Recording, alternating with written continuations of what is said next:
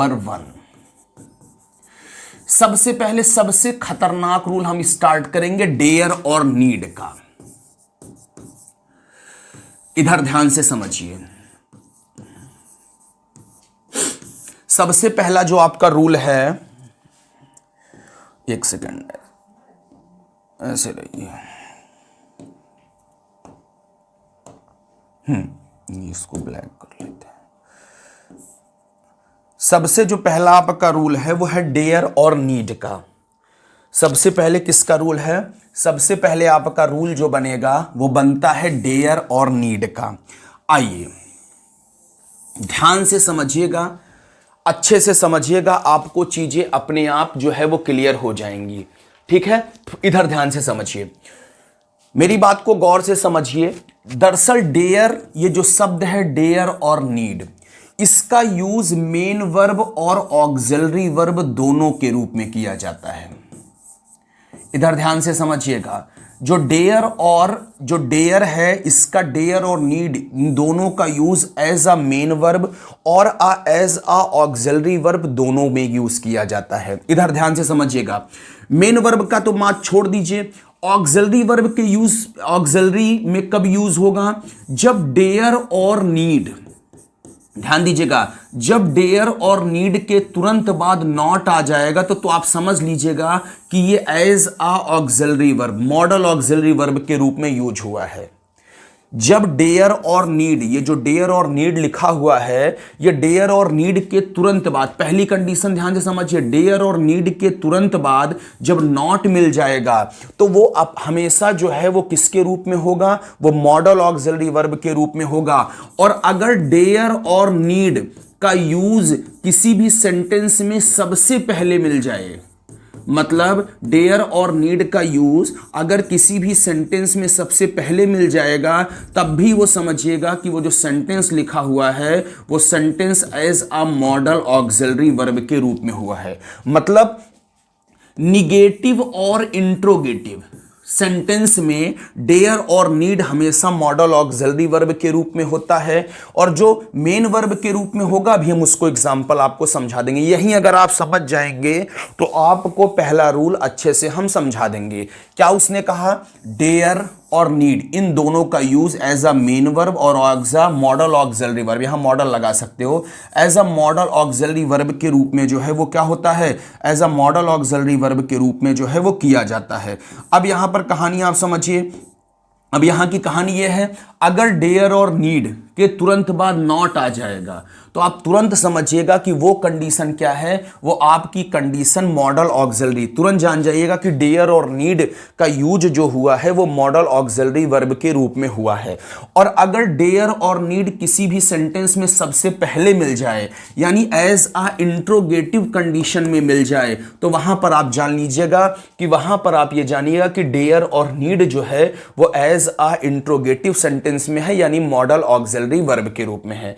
जैसे अगर आपसे कोई पूछे, इधर ध्यान दीजिए, मेरी बात को गौर से समझिए, अगर कोई आपसे पूछे कि आई नीड अ पेन, अगर आपसे कोई पूछे आई नीड अ पेन, आपसे कोई पूछे कि यहां पर डेयर या सॉरी यहां पर नीड है, तो यहां पर नीड जो लिखा है, ये नीड का प्रयोग सेंटेंस में कैसे हुआ है? तो आप यहां पर इधर देखिए, अभी हमने आपको बताया कि डेयर और नीड मॉडल ऑक्सिलरी वर्ब के रूप में कब आएंगे? जब डेयर और नीड के तुरंत बाद नॉट आएगा, कंफर्म हो गया, या डेयर और नीड का प्रयोग सबसे पहले मिलेगा। तो यहां पर डेयर और नीड के बाद नॉट नहीं आया है, यानी ये एज अ कैसी हैं? ये एज अ मेन वर्ब के रूप में है। कंफर्म हो गया? पहला एग्जांपल आपको क्लियर हुआ। अगर हमने लिखा कि नीड आई हेल्प हिम, अगर हमने क्या लिखा कि नीड आई हेल्प हिम, ये हमने लिख दिया है। अब आप मेरी बात को गौर से समझिए, अगर आपसे कोई पूछे यहां पर डेयर और नीड का प्रयोग सेंटेंस में कैसे हुआ है, तो आप ये देखो, हेल्प क्या है? मेन वर्ब है। अब नीड का, डेयर और नीड का प्रयोग एज अ इंट्रोगेटिव में सबसे पहले हुआ है। जब एज अ सबसे पहले हो गया है तो ये कैसे हैं? ये मॉडल ऑक्सिलरी वर्ब के रूप में है। यही अगर आप समझ गए तो आपको यहां पर डेयर और नीड का रूल जो है वो हमें बताने में कोई दिक्कत नहीं हो गई। हमने लिखा ही डेयर्स टू गो, आप हमें ये बताओ यहां पर डेयर और नीड के बाद नॉट का यूज हुआ है? डेयर और नीड के जस्ट तुरंत बाद, अगर डेयर और नीड के जस्ट तुरंत बाद नॉट का यूज नहीं हुआ है तो यहां पर ये किसके रूप में है? मेन वर्ब्स के रूप में। अगर यही सेंटेंस लिखा होता कि he dares he does not dare to go, अगर ये सेंटेंस ऐसे लिखा होता he does not dare to go. अब आप यहां बताओ, यहां पर देखो ये डज क्या हो गई? हेल्पिंग वर्ब हो गई, और यहां पर ये डेयर क्या हो गया? डेयर आपका मेन वर्ब के रूप में हो गया। डेयर और नीड का यूज आपको यह समझना है कि अगर डेयर और नीड के तुरंत बाद नॉट मिले तो वो as a modal auxiliary verb है, और डेयर और नीड जो लिखा हुआ है अगर वो एज अ इंट्रोगेटिव में सेंटेंस के स्टार्ट में मिले तो वो एज अ कैसे हैं? वो as a modal auxiliary verb है, और किसी भी कंडीशन पर डेयर और नीड आते हैं तो एज अ मेन वर्ब है। अब ये गलती आप नहीं करेंगे, ठीक है? जैसे मेरी बात को समझिएगा, मेरी बात को आप समझिएगा। I need not help him. अब आप ये बताइए, I need not help him, आप ये बताइए यहां पर नीड का यूज एज अ कैसे हुआ है? आप हमें बताइए। I need not help him अगर आपसे हम पूछें यहां पर नीड का यूज कैसे हुआ है, तो आप ये बताओगे कि यहां पर जो नीड है वो नीड कैसे है? नीड के तुरंत बाद नॉट है ना, तो नीड के तुरंत बाद नॉट है तो यानी यहां पर नीड का यूज कैसे हुआ है? As a modal auxiliary verb के रूप में। ये अगर आपको समझ में आ गया तो हम आपको रूल बहुत प्यार से समझा ले जाएंगे। देखिए, डेयर और नीड के रूल में डिफरेंस क्या है, इधर ध्यान से समझिएगा। सबसे पहले डेयर और नीड, अगर देखिए रूल नंबर 1 क्या कहता है, अगर डेयर और नीड का यूज, अगर डेयर और नीड का यूज किसी भी सेंटेंस में एज अ मेन वर्ब हुआ होगा, अगर डेयर और नीड का यूज प्रयोग किसी भी वाक्य में as a main verb use हुआ होगा तो वहां पर टू प्लस वर्ब की फर्स्ट फॉर्म का प्रयोग किया जाएगा। इधर ध्यान दीजिएगा, मेरी बात को गौर से समझिएगा। अगर किसी भी सेंटेंस में डेयर और नीड का प्रयोग एज अ मेन वर्ब हुआ है तो वहां पर डेयर और नीड के बाद टू प्लस वर्ब की फर्स्ट फॉर्म का प्रयोग किया जाएगा। इधर ध्यान से समझिए, नोट में क्या है, वो सेंटेंस चाहे अफर्मेटिव हो, वो सेंटेंस चाहे निगेटिव हो, वो सेंटेंस चाहे इंट्रोगेटिव हो, इंट्रोगेटिव में चाहे सिंगल इंट्रोगेटिव हो चाहे डबल इंट्रोगेटिव हो, हर कंडीशन पर अगर डेयर का प्रयोग मेन वर्ब के रूप में हुआ है तो डेयर और नीड के बाद अफर्मेटिव, निगेटिव, इंट्रोगेटिव अगर एज अ मेन वर्ब हुआ है, जब जब डेयर और नीड का प्रयोग एज अ मेन वर्ब होगा तो डेयर और नीड के बाद आपको infinitive to plus verb first form का प्रयोग मिलेगा। हमेशा इंफिनिटिव टू प्लस वर्ब की फर्स्ट फॉर्म का प्रयोग आप करोगे। जैसे यहां पर आप एग्जाम्पल देखो, यहां पर एग्जाम्पल आप देखो, अगर आपको एग्जाम्पल देखना है तो हम आपको एग्जाम्पल यहां पर दिखा रहे हैं। इधर देखिए, ध्यान से देखिए, यहां पर हम आपको एग्जाम्पल, अगर जैसे हमने लिखा, अगर हमने जैसे मान लीजिए कि लिखा कि he dares go, he dares गो, अगर आपसे कोई पूछे ये सेंटेंस सही है या गलत तो ये सेंटेंस गलत लिखा हुआ है। क्यों? आप ये देखो, डेयर्स का प्रयोग यहां पर मेन वर्ब के रूप में हुआ है। अभी हमने जस्ट बताया मॉडल ऑक्सिलरी वर्ब के रूप में कब होगा, जब वो सेंटेंस निगेटिव होगा और इंट्रोगेटिव होगा। यानी डेयर और नीड, जो डेयर है जो नीड है, इसके तुरंत बाद अगर नॉट मिलेगा तो हमेशा तुरंत जान लेना कि वो मॉडल ऑक्सिलरी वर्ब के रूप में है। और अगर इनका यूज किसी भी सेंटेंस में वाक्य के सबसे पहले मिल जाएगा यानी वो सेंटेंस इंट्रोगेटिव हो जाएगा तो समझ लेना मॉडल ऑक्सिलरी वर्ब के रूप में है। तो इसके तुरंत बाद नॉट नहीं मिलाना, तो यानी ये डेयर का प्रयोग किसके रूप में है? मेन वर्ब के रूप में। तो इसके बाद इन्फिनिटिव का प्रयोग किया जाएगा, यानी क्या हो जाएगा? ही डेयर्स टू गो। क्लियर हुआ? कंफर्म हुआ? अभी मेरी बात को आप समझिए, अभी आप समझिए, अभी हमने क्या बताया? ही डेयर्स टू गो। पहला हमने क्या बताया? ही डेयर्स टू गो हमने बताया। अगर इसका हम इंट्रोगेटिव बनाएंगे तो सॉरी इसका निगेटिव बनाएंगे तो इसका निगेटिव क्या होगा? He does not dare to go. अब आप मेरी बात को ध्यान दीजिएगा, he does not dare to गो।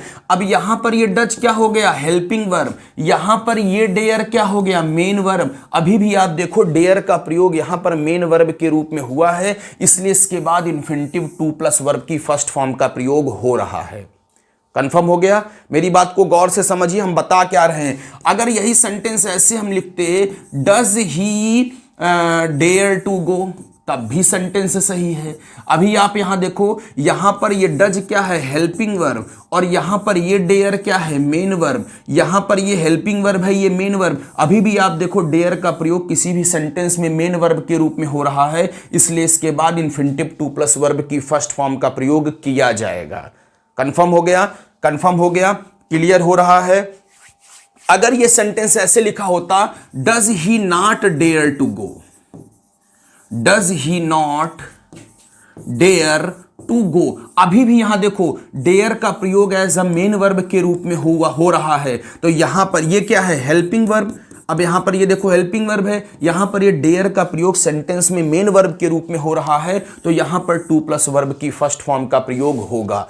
जब डेयर और नीड का प्रयोग किसी भी सेंटेंस में एज अ मेन वर्ब होगा, मेन वर्ब के रूप में होगा, तो वहां पर डेयर और नीड के बाद टू प्लस वर्ब की फर्स्ट फॉर्म का प्रयोग हमेशा किया जाएगा।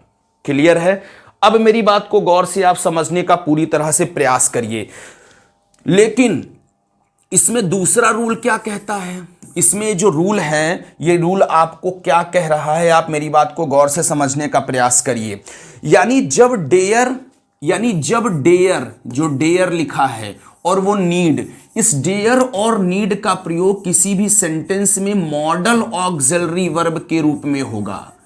जब डेयर और नीड का प्रयोग किसी भी सेंटेंस में मॉडल ऑक्सिलरी वर्ब के रूप में हो जाएगा, तो डेयर और नीड के बाद कभी भी to plus verb first form का प्रयोग नहीं करोगे। रूल को याद रखिएगा, जब डेयर और नीड का प्रयोग एज अ मेन वर्ब होगा तो हमेशा उसके बाद to plus verb first form होगा, और जब डेयर और नीड किसी भी सेंटेंस में as a modal auxiliary verb आएगा तो वहां पर डेयर और नीड जो लिखा होगा इसके बाद टू प्लस वर्ब की फर्स्ट फॉर्म का प्रयोग नहीं होगा। अब अभी हमने आपको बता दिया मॉडल ऑक्सिलरी वर्ब के रूप में कब होगा, जब उस सेंटेंस में डेयर और नीड के तुरंत बाद आपको नॉट मिलेगा, तो तुरंत आप जान लीजिएगा कि डेयर और नीड जो है वो as a modal auxiliary verb है। और डेयर और नीड किसी भी सेंटेंस में सबसे पहले लिखा मिल जाएगा, तो वहां पर आप ये जान लीजिएगा कि वो एज अ जो है वो क्या है, as a modal auxiliary verb use हुआ है। ऐसे कंडीशन पर आप जो है वो डेयर और नीड के बाद टू प्लस वर्ब की फर्स्ट फॉर्म का प्रयोग आप नहीं करोगे। क्लियर हो गया होगा? जैसे आओ इसका एग्जाम्पल देख लेते हैं, इधर मेरी बात को गौर से समझिए। इसका एग्जाम्पल, अगर हमने लिखा he dare not go, he dare not to go, हमने ये लिखा। अब आप मेरी बात को बताओ, आप मेरी बात को ध्यान से समझो, डेयर और नीड के तुरंत बाद यहां पर क्या मिला, नॉट। तो यहां पर ये किसके रूप में है, ये है मॉडल ऑक्सिलरी वर्ब के रूप में। यहां पर किस कंडीशन पर है, मॉडल ऑक्सिलरी वर्ब के रूप में। जब यहां पर ये मॉडल ऑक्सिलरी वर्ब के रूप में हुआ तो किसका यूज हुआ, यहां पर to plus verb first form का यूज नहीं होगा, और नहीं होगा तो क्या हो जाएगा, ही डेयर नॉट गो, ये सेंटेंस आपका करेक्ट निकल जाएगा। कंफर्म हो गया? कंफर्म हो गया? अगर ये सेंटेंस हम ऐसे लिखे होते, dare he to write a letter, अगर आपसे यहां हम पूछते कि ये सेंटेंस क्या सही है या गलत है। अब आप देखो डेयर और नीड का प्रयोग यहां पर सेंटेंस में किसके रूप में हुआ, पहले हुआ ना। जब पहले हुआ तो ऐसा किसके रूप में हुआ, मॉडल ऑक्सिलरी वर्ब के रूप में। ठीक है, तो जब मॉडल ऑक्सिलरी वर्ब के रूप में हुआ तो टू प्लस वर्ब की फर्स्ट फॉर्म का प्रयोग नहीं होगा। जब नहीं होगा तो यानी क्या चला जाएगा, डेयर ही राइट, और यहां पर सेंटेंस हो जाएगा अ लेटर। ये इसका मेन कंक्लूजन हुआ। एक बार आप फिर से समझ लो, आपको हम समझा क्या रहे हैं, आपको हम ये बता रहे हैं कि डेयर और नीड अगर एज अ मेन वर्ब आती है तो वहां पर टू प्लस वर्ब की फर्स्ट फॉर्म का प्रयोग होगा, और डेयर और नीड अगर वही डेयर और need as a modal auxiliary verb मिलती है तो वहां पर आपको टू प्लस वर्ब की फर्स्ट फॉर्म का प्रयोग नहीं मिलेगा। आप मॉडल ऑक्सिलरी वर्ब पहचानोगे कैसे? अगर आप नहीं पहचान पा रहे हो तो ऐसे नोट करके आप समझिए कि डेयर और नीड के तुरंत बाद अगर नॉट मिल जाए या डेयर और नीड सेंटेंस के सबसे पहले मिल जाए तो हमेशा ये जान लीजिएगा कि वो सेंटेंस वो हमेशा किसमें है? वो मॉडल ऑक्सिलरी वर्ब में है। इसलिए यानी आप ये कह सकते हो कि डेयर और नीड की कंडीशन अगर निगेटिव और इंट्रोगेटिव हो जाए तो वहां पर डेयर और नीड की कंडीशन आपकी सॉल्व हो जाएगी। कंफर्म हो गया? कंफर्म हुआ या नहीं हुआ? आप हमें यह बताइए कि कंफर्म हो गया आप लोगों का कि क्लियर नहीं हुआ। अगर हमने लिखा, अरे यार, आपसे कोई पूछे डेयर यू से दिस, क्या यह सेंटेंस सही है या गलत? आप हमें बताइए। डेयर यू से दिस, क्या यह सेंटेंस सही है या गलत? आप हमें बताइए। डेयर यू से this, this sentence is right और रॉन्ग, क्या यह सेंटेंस सही है या गलत? हमें आप बताइए। अगर आपसे कोई पूछे डेयर यू से दिस, ये सेंटेंस सही है गलत? अब आप देखो, आप ऐसी कंडीशन निकालो, डेयर और नीड हम ताड़ो इसमें।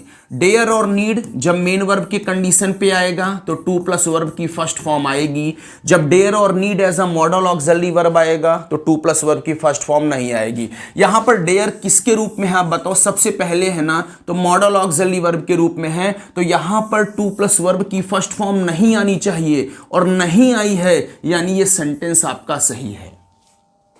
मेरी बात को आप समझ में आई कि नहीं आई? अगर ही नीड, हमने ये सेंटेंस मान लीजिए लिख दिया कि ही नीड नॉट कम हियर, अब आप बताओ ये सेंटेंस सही है या गलत? हमने लिखा ही नीड नॉट कम हियर, ये सेंटेंस सही है या गलत? आप हमें बताओ। ही नीड नॉट कम हियर, ये सेंटेंस सही है या गलत? आप बताओ। डेयर और नीड का प्रयोग किसके रूप में हुआ? यहां पर मॉडल ऑक्सिलरी वर्ब के रूप में ना, क्योंकि इसके तुरंत बाद नॉट आया तो टू प्लस वर्ब की फर्स्ट फॉर्म नहीं आएगी। ये सेंटेंस सही लिखा हुआ है। कंफर्म हो गया? क्लियर हुआ? कंफर्म हुआ। She dare not to oppose me, she dare not to, यहां पर हो गया she dare not to oppose me. यहां पर बताइए क्या कंडीशन है? अब आप मेरी बात को गौर से समझिए। यहां पर देखिए डेयर का प्रयोग किसके रूप में हुआ? As a modal auxiliary verb हुआ है ना, क्योंकि इसके तुरंत बाद नॉट आया तो यहां पर टू प्लस वर्ब की फर्स्ट फॉर्म नहीं आनी चाहिए, यानी इसका क्या हो जाना चाहिए? सी डेयर नॉट, यहां पर हो जाएगा अपोज, और यहां पर मी, ये आपका हो गया। क्लियर हुआ? एक चीज आपको ताड़ के रखनी है, डेयर और नीड अगर मेन वर्ब आए तो टू प्लस वर्ब की फर्स्ट फॉर्म आएगी, और डेयर और need as a modal auxiliary verb आए तो टू प्लस वर्ब की फर्स्ट फॉर्म नहीं आएगी। Rule number 1 clear? आओ, मेरे हिसाब से तो क्लियर हो गया होगा।